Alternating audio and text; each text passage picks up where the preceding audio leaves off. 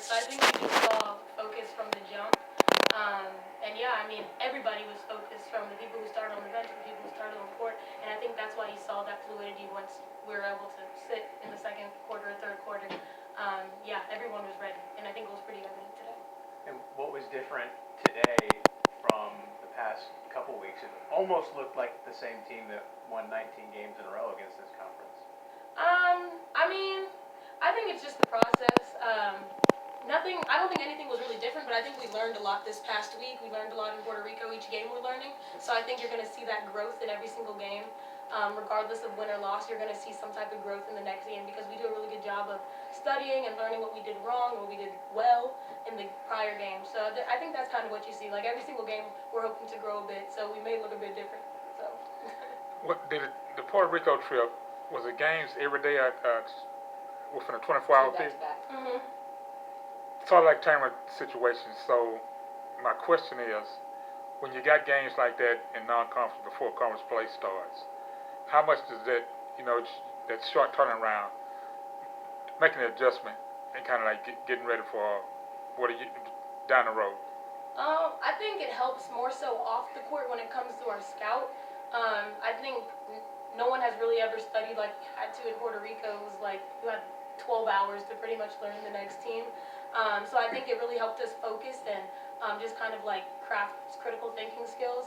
So having a whole week to practice was like cake, It was easy, and we're ready to do it again for Western on Saturday. Coach, you were talking about growth and what you've seen from this team. What were the things that you saw that you could point to from, I guess, the past week off that you saw, okay, we fixed this, we're better at this, we've made these adjustments that we needed for conference? Well, I definitely think that you saw us on the defensive end really stick to who we are as a defensive team. We have some principles that are really important to us, and I thought tonight you saw us really stick to who we are defensively, from how we, guard every team. We have certain things we're going to do with every team, and then certain things we're going to do by scout.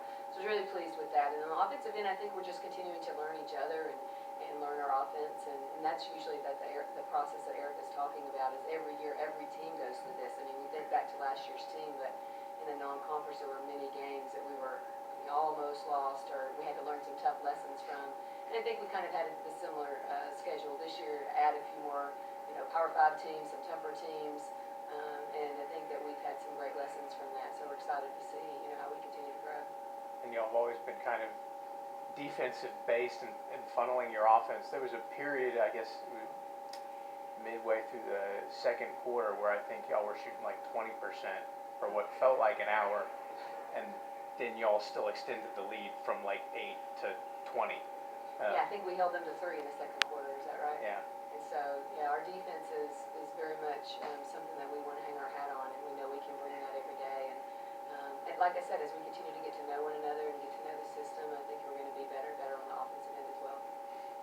And then, big picture, looking at the task at hand, I know the non-conference slate didn't turn out how you were hoping, but you got one game under your belt. What's kind of the thought process and the message going into, not that these games matter more than the others, but these are the ones that ultimately affect the tourney and getting into March?